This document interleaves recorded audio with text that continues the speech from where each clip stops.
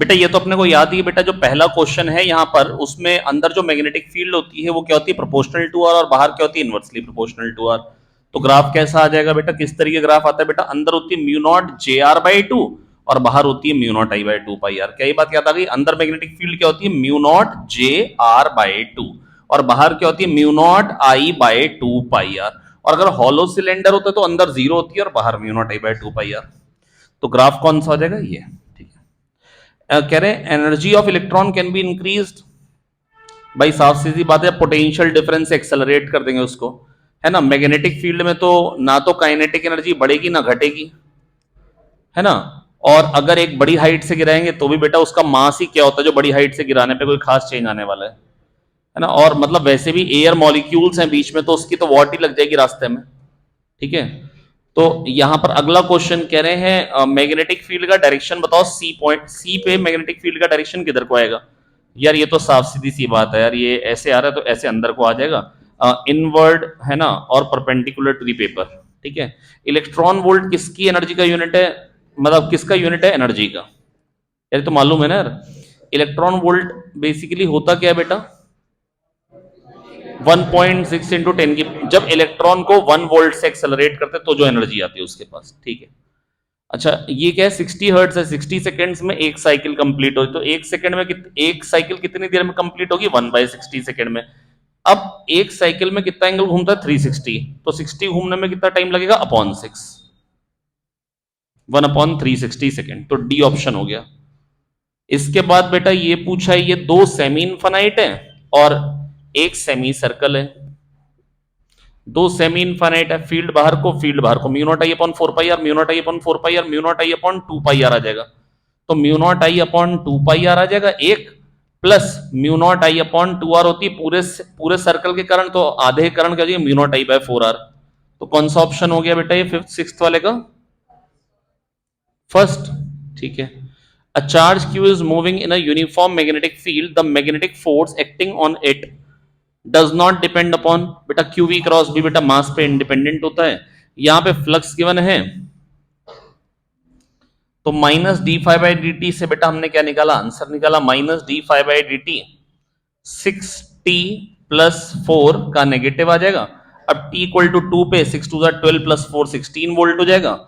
अगला क्वेश्चन क्या है बेटा, कि कह रहे कोफिशिएंट ऑफ म्यूचुअल इंडक्टेंस बताओ। म्यूचुअल इंडक्टेंस जो होती है बेटा, अगर एक कॉइल है ये दूसरा कॉइल है, इससे फ्लक्स होगा proportional to current in this coil, phi2 proportional to i1, phi2 equal to mi1, phi2 equal to mi1। बेटा पेपर का लेवल आपको जो भी दिख रहा है ये कोटा की ही एक कोचिंग का पेपर है, अगर किसी ने मतलब देख रखा होगा तो फॉन्ट से भी आपको आइडिया लग जाएगा, है ना। तो minus D phi two by D T, ये क्या आ जाएगा, minus M D I one by D T. तो बेटा ये जो फाइनली निकल के आ रहा है, कितना निकल के आ रहा है बेटा, M D I one by D T. और बेटा पेपर का लेवल यही आ रहा है, बस एक जो अभी मैं जो एक गड़बड़ करता हूँ ये करता हूँ मैं, जो शुरुआत जो होती है वो थोड़ी सी आसान ज्यादा दिखा देता हूँ, कि मतलब आसान क्वेश्चन इकट्ठे करवा के शुरुआत में डलवाए थे, ताकि मतलब ऊपर भी जो अपने बच्चे वो घबराए नहीं, एक बारी वो करना चालू करें, उसके बाद मतलब पेपर तो बड़ी सारी वैरायटीज के डाल ही देंगे। तो minus M D I one by D T, और बाकी यार खाली बिल्कुल ऐसे ही बकवास पेपर आते हैं हर जगह। अब यहां पर क्या, करंट 10 से 0 हो गया कितने टाइम में, 0.1 सेकंड में। तो m बताना है क्या है, 100 मिली वोल्ट, तो 0.1 वोल्ट हो गया, और m D I one by D T के बराबर कर दो। D I one change in current क्या है 10, और टाइम कितना लगा 0.1 सेकंड, 0.1 हटेगा यहाँ पे 100 आ जाए, तो m क्या आ जाएगा 10⁻³ दैट इज 1 मिली हेनरी। बेटा phi proportional to I, phi equal to M I, minus D phi by D T होता है induce EMF, minus M D I by D T. जैसे वहां पे minus L D I by D T, यहाँ पे minus M D I by D T. अब क्या होता है, ये बच्चों को याद ज्यादातर नहीं रहता है, L D I by D T याद रहता है, M D I by D T याद नहीं रहता, और गुड़ गोबर करते। कितने लोगों ने किया गुड़ गोबर इस क्वेश्चन में आप में से, सब तो सही नहीं करके गड़बड़ करे, कैलकुलेशन में करा है, चलिए। अच्छा इसके बाद बेटा ये इंडक्टिव रिएक्टेंस तो एक्सेल होती है 2πfl। ये व्हाइट पेपर ये बाई चांस नहीं छूटा था, ये छुड़वाया गया था डेलिबरेटली, ताकि अगर आपको रफ वर्क करना हो तो। ये फिजिक्स के बीच में ही छुड़वाया था ताकि अगर मान लो मन कर जाए कैलकुलेशन करने का। अच्छा, कह रहे in an LCR circuit resonance condition क्या होती है, एक्सएल और एक्ससी बराबर होते हैं। Option A. इंडक्टर में एनर्जी स्टोर्ड होती है मैग्नेटिक फील्ड में और कैपेसिटर में स्टोर्ड होती है इलेक्ट्रिक फील्ड में। ठीक है। कह रहे डायनेमो क्या कन्वर्ट करता है बेटा मैकेनिकल एनर्जी को इलेक्ट्रिकल एनर्जी में, कैसे बेटा? डायनेमो एक इंजन होता है। हेलो, इंजन का काम क्या होता है? घुमाना। उससे हम कॉइल को घुमाते हैं मैग्नेटिक फील्ड में और इलेक्ट्रिकल एनर्जी प्रोड्यूस होती है। ठीक है। नेक्स्ट, इसके बाद बेटा कह रहे हैं एलसीआर सर्किट है, पावर लॉस एट रेजोनेंस। बेटा आई स्क्वायर आर होता है किसी भी कंडीशन में, आई आर एम एस का स्क्वायर आर ही होता है। जो करंट गिवन होता है हमेशा बेटा एसी में वो कौन सा होता है? आरएमएस। तीन पेपर में तीन लगातार क्वेश्चन डाल दिए हैं, एक बार इंडक्टर में, एक बार कैपेसिटर में, अब तीसरी बार रेजिस्टर में भी डाल दिया। एक बार आपको करंट दिया था पहले, और पहले पेपर में पूछा था इंडक्टर में वोल्टेज लीड करती है, कैपेसिटर में लैग करती है और रेजिस्टर में सेम फेज में, ऑप्शन बी। पिछले पेपर में आया था एक्सी, जो आया था ना वो होता है 1/ओमेगा सी और फ्रीक्वेंसी को डबल किया था, और हमने कैपेसिटेंस को डबल किया था। यहां पे फ्रीक्वेंसी और एल को डबल किया है तो ये हो गया 4x, ऑप्शन 1। पिछले पेपर में भी क्वेश्चन आया था यही वाला 17th वाला, वहां पे 1 एम्पियर करंट था, यहां पे 2 एम्पियर की है। अरे सुन लो, E/R होता है करंट, और R बेटा कितना होना चाहिए? 6। यार ये आप लोग बातचीत क्यों कर रहे हो यार? E/R होता है करंट और R होना चाहिए 6 वैसे ही है, तो R की वैल्यू क्या हो जाएगी? 0, तो आंसर हो जाएगा नन। ठीक है। इसके बाद the value of diffraction angle corresponding to the first minimum in radians, in radians. तो a sine theta equal to lambda. बस यहां से आ जाएगा साइन थीटा क्या आ जाएगा बेटा? लेमडा/ए, खत्म। लेमडा कितना है बेटा? 600 माइक्रोमीटर, तो 600 इंटू 10⁻⁻6। और यार ये मास्टर वॉल्यूम थोड़ी सी कम कर दो प्लीज यार, या थोड़ा जल्दी कर लो यार, थोड़ा सा रफ्तार से उठ जाओ। अन्नू का है? अन्नू का है? हाँ भैया ये देखिए, तो ये आ गया 600 माइक्रोमीटर, और और अपॉन ए क्या है? 1.2 मिलीमीटर। मिलीमीटर क्या जाएगा? 10⁻⁻3।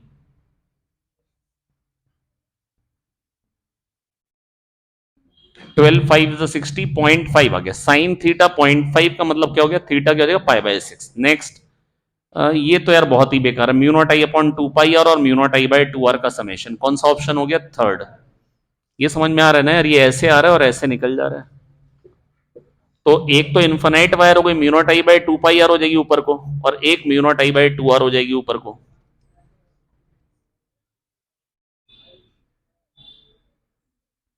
यार आप लोग बातचीत नहीं करोगे यार, शदाब चलेगा नहीं क्या यार?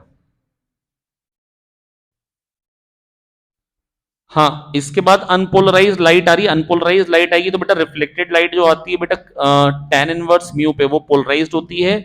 और जो पोलराइज्ड होती है उसमें जो इलेक्ट्रिक फील्ड का वाइब्रेशन होता है वो किधर को होता है? प्लेन ऑफ इंसिडेंस के परपेंडिकुलर। और जो सरफेस होता है जिसपे इंसिडेंट होती है उस सरफेस के पैरेलल होता है, और प्लेन ऑफ इंसिडेंस के परपेंडिकुलर होता है। कौन सा ऑप्शन हो जाएगा? B option. इसके बाद तो बेटा ये सबसे फेमस क्वेश्चन है, जो कि ये क्रॉस्ड पोलराइजर्स हैं दो, और बीच में 45 डिग्री वाला लगाया है, और यहां पे आई नॉट इंटेंसिटी आ रही है, तो यहां पे क्या आ जाएगी? I0/2 पोलराइजर से पास होके, तो यहां पे क्या जाएगी? cos स्क्वायर 45, दैट इज एक और हाफ हो जाएगा, क्योंकि cos 45 होता है 1/√2, फिर एक और हाफ हो जाएगा क्योंकि cos स्क्वायर 45 एक और आ जाएगा, तो I0/8। तो ये हो गया ऑप्शन बी। आपने सी मार्क किया। चलिए देखिए, इसके बाद the angle of incidence at which reflected light is totally polarised, तो tan इनवर्स म्यू होता है। अच्छा ये देख पाए थे 23rd वाले में RRR तीनों सीरीज में, सॉरी पैरेलल में, तीनों RRR तीनों पैरेलल में, RRR तीनों। बताओ ये समझ में आ गया? आप में से कोई ऐसा जिसको ना आ पाए हो? ये पॉइंट वन, ये लेफ्ट हैंड, ये भी लेफ्ट हैंड वाला ही पॉइंट हो गया, ये राइट हैंड, ये राइट हैंड, एल आर के बीच में एक, एल आर के बीच में एक, एल आर के बीच में एक, तो तीनों बेटा बेसिकली पैरेलल में है, तो आर आर आर का क्या आ जाएगा, आर बाय 3। अगला 5/10 और 10/20, इसका मतलब ये तो बैलेंस्ड व्हीटस्टोन ब्रिज है, तो 2 ओम वाले के क्रॉस पोटेंशियल डिफरेंस क्या आएगा, 0। 220 वोल्ट आ रही है, तो घर पे बेटा पावर मतलब एक्चुअली एम्पलीट्यूड ऑफ ईएमएफ क्या होगा, 220√2। 220√2 क्या बन जा रहा है, 311, ऑप्शन सी। अगला बेटा v दे रखा है, minus del V by del X से ई एक्स आ जाएगा, minus del V by del Y से ई वाई आ जाएगा, minus del V by del Z से ई जेड आ जाएगा। अच्छा अभी इनका पेपर खत्म नहीं हुआ, तो minus del V by del X, E X क्या आ गया बेटा जल्दी बताइए, minus del V by del X कितना आ जाएगा, -160x, और x इक्वल टू -2, 320, 320 वाला ऑप्शन हो जाएगा, दैट इज ऑप्शन बी। ये क्या किया बेटा आपने, 320 वाला ऑप्शन आ रहा है, और एक ही है, क्या मेरे को ई वाई निकालने की जरूरत है, नो, क्योंकि 60y² है बेटा, v दे रखा था 80x² प्लस 60y², तो minus del V by del Y, ये क्या आ जाएगा, -120y, और y की वैल्यू क्या दे रखी है बेटा, 4, तो ये क्या बन जाएगा, 480। पूरा निकालने की -480, और z तो जीरो ही आएगा, क्योंकि z कंपोनेंट तो मतलब z में तो कुछ है ही नहीं, तो minus del V by del Z 0 बन जाएगा। अगला बेटा, अगला क्या है यहां पे, ये कह रहे हैं 4 ये 4 है, ये 4 है, 4 4 का तो 8 हो जाएगा ये, और ये 4 का क्या बन जाएगा, 2, और 8, और ये 8/4 क्या इक्विवेलेंट आ जाएगा, 8/5, और पोटेंशियल डिफरेंस कितना लगा हुआ है बेटा, 15, half C V square, 15 into 15, 5 3 जा 15, 2 4 जा 8,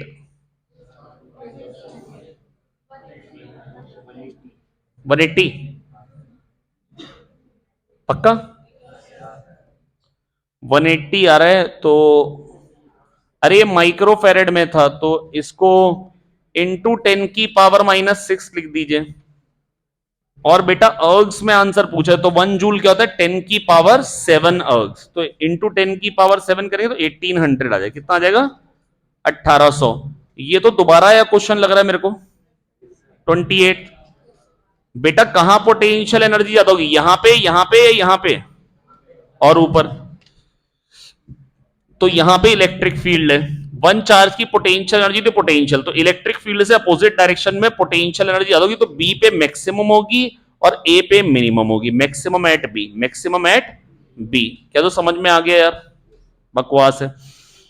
अगले वाले में तो बस सिंपल ये कि half B L square omega, कह रहे metal rod of length L is placed normal to a magnetic field and rotated in a circular path with frequency F about one of its end, the potential difference between the ends will be half bl square omega, half bl square, और omega क्या होता है, 2 पाई f। कैसे, एक चक्कर में 2 पाई घूमेगा और f चक्कर मार रहा है, तो क्या घूम जाएगा, 2 पाई f, तो ये 2 कट जाएगा, तो क्या आ जाएगा, bl square pi f, bl square pi f। Next कह रहे अगर हमने एम्पलीट्यूड को अनइक्वल कर दिया तो कंट्रास्ट पे क्या फर्क पड़ेगा, डिक्रीज कर जाएगा, क्योंकि फ्रिंज विड्थ में तो कभी हमने बात करी नहीं कि भैया अगर इंटेंसिटी को फर्क कर दिया, अगर एम्पलीट्यूड को मैंने फर्क किया, बेटा देखो अगर एम्पलीट्यूड बराबर है, जो कि होते हैं, तो एम्पलीट्यूड बराबर होते तो ए मैक्स क्या आ जाता है, ए वन प्लस ए टू, या 2a आ जाता है, और ए मिन क्या आ जाता है बेटा, ए वन माइनस ए टू, और वो 0 हो जाता है जब बराबर होता, तो कॉन्ट्रास्ट अच्छा खासा होता है। लेकिन अगर आपने एम्पलीट्यूड अलग अलग कर दिए, मान लो एक का आपने 10 लिया और दूसरा वाला जो ले लिया आपने मान लो 1 ले लिया, अब मैक्सिमम वाला क्या है, 10 + 1 11 और 10 - 1 9, अब डिफरेंस कुछ नहीं रहेगा, अब कॉन्ट्रास्ट अच्छा नहीं है। तो जितना आप एम्पलीट्यूड्स को बराबर रखोगे उतना कॉन्ट्रास्ट अच्छा आएगा, उतनी फ्रिंजेस आपको दिखाई देंगी बढ़िया, ये मैक्सिमा ये मिनिमा, ये मैक्सिमा ये मिनिमा दिखाई देगा, तो कॉन्ट्रास्ट जो है वो घट जाएगा। कह रहे हैं a charge particle having a drift velocity इतना, इलेक्ट्रिक फील्ड इतना, तो मोबिलिटी क्या होती है, वीडी बाय ई। बहुत ही बकवास क्वेश्चन है।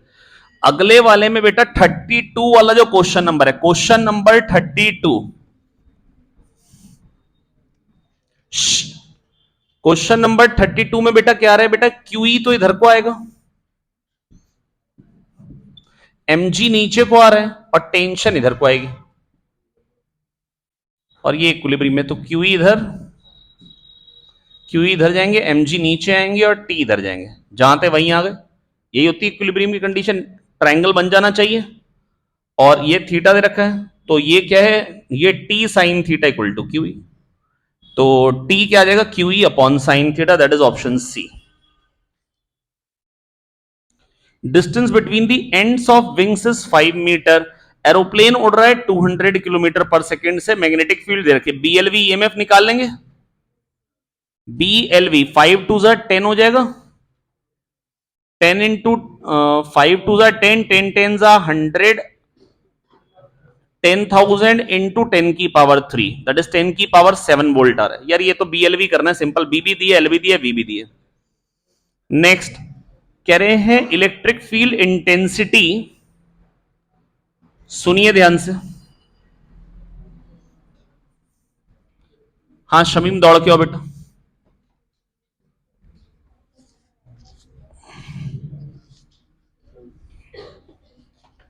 आप में से कोई ऐसा जिसके अभी तक सारे क्वेश्चन सही गए हो? 1 2 3, आइए देखिए। तो इलेक्ट्रिक फील्ड कह रहे हैं 20 आई कैप प्लस 30 जे कैप, और जीरो कहां पे कह रहे हैं, जीरो जीरो पे पोटेंशियल जीरो है, 2,2 पे पोटेंशियल बताइए। तो बेटा जब 2,2 पे लेके जाएंगे, इधर को इलेक्ट्रिक फील्ड 20 है और इधर को 30 है, तो वन चार्ज को यहां से यहां ले जाने वर्क क्या आएगा, 20 इंटू 240, 30 इंटू 260, 100 का वर्क आया। और ये जो वर्क हो रहा है यहां से यहां ले जाने में, वो क्या होगा बेटा, work done by electric field है, डिक्रीज इन पोटेंशियल जी, जीरो माइनस वी, तो वी क्या आ जाएगा, -100। कितने लोगों ने सही निकाला आंसर, कितने लोग गलत निकाले इस वाले में? यार आपसे मैंने सॉल्यूशन भी लिखवाए थे यार, इलेक्ट्रोस्टैटिक्स के, पढ़ा भी दी, रिवाइज भी करा दी। Decrease in potential energy, potential decrease in potential energy होता है work done by electric field. I naught sine omega T कह रहे हैं एम्पलीट्यूड ऑफ करंट। अबे यार उसकी तो आंखें निकाल लो जिसको ये आई नॉट ना दिख रहा हो। और फ्रीक्वेंसी क्या होती है, omega equal to 2 pi F से, या टी का पड़ोसी 2 पाई एफ, ये तो पता नहीं, मतलब सहज को भी याद है। नेक्स्ट कह रहे हैं helium nucleus makes a full revolution in 0.8 metre of radius 0.8 metre in 2 seconds. तो value of magnetic field at the centre, मैंने आपको कहा था कि अगर आप चार्ज को करंट मान लेंगे तो सेंटर पे आंसर सही आ जाते हैं। याद आ गई बात या नहीं याद आई? सेंटर पे आंसर याद आ गई बात, करंट मान के भी नहीं याद आई? क्यू, क्यू कितना हो गया, 2E/T, ये हो गया करंट, μ0I/2R से मैग्नेटिक फील्ड आ जाएगी।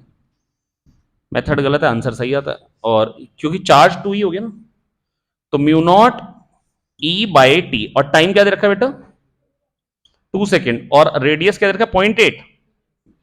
बेटा मदद कर दो यार, ये μ0 क्या हो जाएगा, 4 पाई इंटू 10 की power -7। Oh I am sorry, ये आ गया μ0 इंटू 10 की पावर -19, क्योंकि 1.6 इंटू 10 की पावर -19 है। भाई लल्लू क्वेश्चन क्या दो आ गया। और अगर आपको वैसे करना है तो μ0/4 pi Q V cross R by R cube, μ0/4 pi Q, Q क्या हो जाएगा 2E वी क्रॉस आर। बेटा किसी भी चार्ज पार्टिकल का करंट जो मैग्नेटिक फील्ड आती है, Biot Savart law, μ0/4 pi Q V cross R by R cube, μ0/4 pi Q V cross R by R cube. Shoaib Ali छुट्टी बहुत मार रहे हो। अगला v क्रॉस आर क्या बन जाएगा, V R sine 90 by R cube, ये आर स्क्वायर आ जाएगा। v क्या हो जाएगा, आर ओमेगा। एक आर और कट गया, सही कर रहा हूं ऐसे। ये बेस्ट मेथड है जो मैंने अब किया, μ0/2 पाई। बेटा प्लीज मदद कर दो यार, e ओमेगा, ओमेगा हो जाएगा 2 पाई/T आर। क्या वही आंसर आ गया, 2 पाई कट गया। देखना कुछ गड़बड़ कर दी यार, अरे ओमेगा को v/r लिखना था।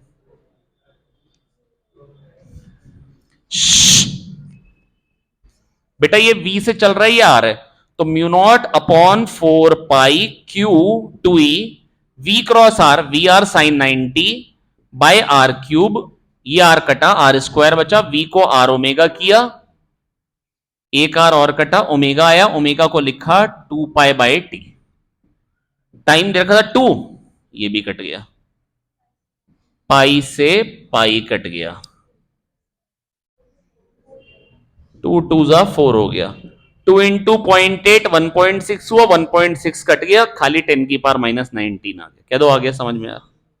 तो बेटा फॉर्मूला क्या होता है, सेट मतलब कोई भी चार्ज पार्टिकल अगर चल रहा है v वेलोसिटी से, तो पोजीशन वेक्टर r पे बेटा जो मैग्नेटिक फील्ड का फॉर्मूला था वो क्या था, mu naught upon 4 pi Q V cross r by r cube, mu naught upon 4 pi Q V cross r by r cube. हाँ ना बोलो यार। नेक्स्ट कह रहे two charge spheres having radii a and b are joined with a wire, then the ratio of electric field ea by ab, बेटा जो पास में जो फील्ड आती है वो क्या आती है, 1/4 pi epsilon naught q by r square, और q upon 4 pi r square क्या होता है, sigma sigma by epsilon naught आती है। कंडक्टर के पास में वैसे भी field sigma by epsilon naught आती है, ये आपको पता होनी चाहिए। तो a और b अगर रेडियस है तो ea बाय eb आ जाएगा sigma a by sigma b, और सिग्मा होता है इनवर्सली प्रोपोर्शनल टू r, तो b बाय a आंसर हो जाएगा। क्या आंसर हो जाएगा, b बाय a। नेक्स्ट क्या दो आ गया यार, अभी तक भी किसके सारे सही जा रहे हैं, 1 2 3। चलिए नेक्स्ट देखते हैं। यहां पर क्या कह रहे हैं, वोल्टमीटर हैज अ रेजिस्टेंस जी ओम, कह रहे वोल्टमीटर है जिसका रेजिस्टेंस जी है, जी ओम है, ठीक है। इसको हमको V वोल्ट से NV वोल्ट में कन्वर्ट करना है। अभी V वोल्ट पे फुल स्केल डिफ्लेक्शन आ रहा है, तो V बाय G ये करंट है, हम चाहते हैं ये करंट कब आए, जब NV लगाएं, तो यहां पे NG हो जाना चाहिए, रेजिस्टेंस भी n टाइम्स कर दो। अगर n टाइम्स वोल्टेज पे आप वही करंट जाते हो, तो रेजिस्टेंस को n टाइम्स करने का तरीका क्या होगा, n-1G लगा दो सीरीज में। क्या लगा दो सीरीज में, n-1G। इसके बाद बेटा कह रहे हैं ईएमएफ ऑफ सोर्स क्या होगा, अगर voltage across inductor capacitor resistor, देखिए रेजिस्टर में सेम फेज में होती है, इंडक्टर में लीड करती है 60, कैपेसिटर में लैग करती है 100, तो ये 30 और ये 40, नेट आ गया 50। क्या दो आ गया समझ। Next a metallic conductor of length 1 metre rotated vertically about one of its ends with angular velocity 5 radian per second. अगर हॉरिजॉन्टल कंपोनेंट दे रखा है 0.2, half B L square omega करना है यार, बहुत ही लल्लू है। दो क्वेश्चन आ गए half B L square omega पे, और ये एन टाइम्स चक्कर मार रहा है एक इलेक्ट्रॉन, उस पे भी 2 क्वेश्चन आ गए।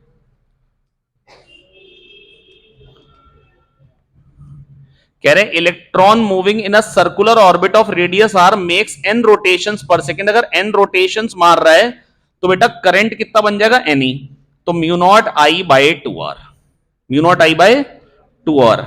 नेक्स्ट कह रहे हैं 2 रेजिस्टेंस थे पैरेलल में, एक को कह रहे इक्विवेलेंट था 6/8, एक को हटा दिया, तो अब कह रहे एक को काट दिया उसमें से, तो कह रहे अब 2 ओम आ रहा है इक्विवेलेंट। अबे एक 2 है, दूसरा पूछा है 1/2 plus 1/r equals to 1/r equivalent, वो क्या हो जाएगा 3/4। यार ये तो बहुत ही बकवास है यार। 4/3 माइनस 1/2 8 माइनस 3 5/6, क्या हो जाएगा बेटा 5/6, तो r क्या आ जाएगा 6/5, that is 1.2, that is 1.2। Next इसके बाद कह रहे हैं कि भैया 6 और 3 जो है वो सीरीज में है, ओ पैरेलल में, तो क्या हो जाएगा 6 3 क्या हो जाएगा 9, 9 और 9/2 का 9/3। पूछा क्या क्वेश्चन में,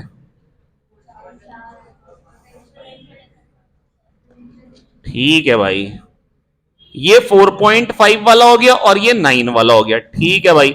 इसके क्रॉस जो पोटेंशियल ड्रॉप आएगा वो Q/C आएगा, Q/9 आएगा, और इसके क्रॉस Q/4.5 आएगा। डिनोमिनेटर हाफ तो वैल्यू डबल, इसके क्रॉस 2v आएगा, इसके क्रॉस v, और टोटल कितना आ रहा है 12, तो 3v हो गया 12, तो v हो गया 4 और 2v हो गया 8। नेक्स्ट Q माइक्रो कूलम रखा है, सेंटर पे फ्लक्स कितना आएगा बेटा, बस क्यू माइक्रो कुलाम देखना था, क्यू बाय 6 एप्सिलॉन नॉट। अबे यार, क्यू बाय 6 एप्सिलॉन नॉट तो पहला ऑप्शन होना चाहिए था, चलो कोई बात। Q by 6 epsilon naught into 10 की पावर माइनस 6, 10 की पावर माइनस 6 भूलने वाले को इनाम मिलना चाहिए था ना। चलिए बढ़ते हैं आगे।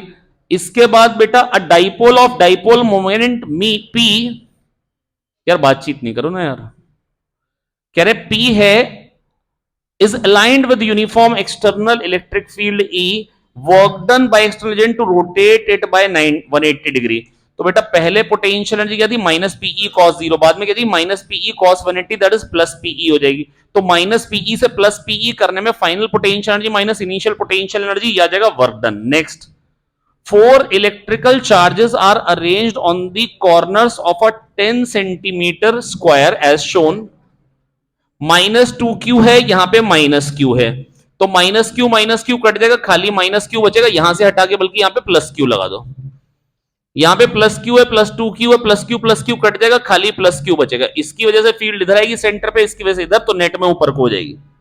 ऑप्शन बी कह रहे हैं two plates are 2 centimetre apart, the potential difference of 10 volt is applied between them, the electric field between the plates is E into D को कर देंगे इसके बराबर। तो E इंटू टू हो गया 10, तो E इंटू टू बाई 100 हो गया 10, तो 1000 बाई 2 दैट इज 500, सही आंसर आता हुआ बी ऑप्शन। अगला, पोलराइजर के क्वेश्चन ही बड़े कम आए हैं, दो ही हैं, पिछले पेपर में भी नहीं था ना। इसमें कितने हैं पोलराइजेशन के, 4 हैं। हाँ फिर ठीक है, तो पिछले पेपर में भी नहीं आया था ना, तो ऐसा भी ना होता ना कि भाई मतलब प्रैक्टिस ही ना। पोलराइजेशन पढ़ाया किसको नहीं है,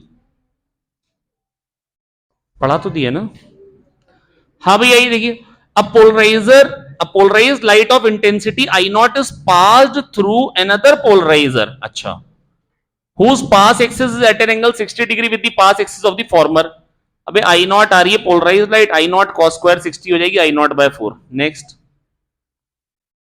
अगला, इलेक्ट्रिक फील्ड दे रखी, बताओ पोटेंशियल कहां ज्यादा, इस जितना इस तरफ आएंगे वन चार्ज की पोटेंशियल जो पोटेंशियल ए बी पे बराबर होगी और सी पे कम होगी, तो ए बी पे पोटेंशियल बराबर होगा और सी पे कम होगा, दैट इज ऑप्शन बी हो गया। फेनोमेना ऑफ इंटरफेरेंस किस में ऑब्जर्व होता है, साउंड में, लाइट में, दोनों में। फेनोमेना ऑफ इंटरफेरेंस वेव्स का फेनोमेना, लॉन्गिट्यूडनल और ट्रांसवर्स से कोई मतलब नहीं है। पोलराइजेशन का मतलब लॉन्गिट्यूडनल और ट्रांसवर्स से होता है, साउंड वेव्स पोलराइज नहीं हो सकती हैं, खाली ट्रांसवर्स वेव्स ही पोलराइज हो सकती है, कि एक वाइब्रेशन आपने कट कर दी। बता तो दी, दोनों पोलराइज, दोनों दोनों को शो करता है ना, for both light and sound.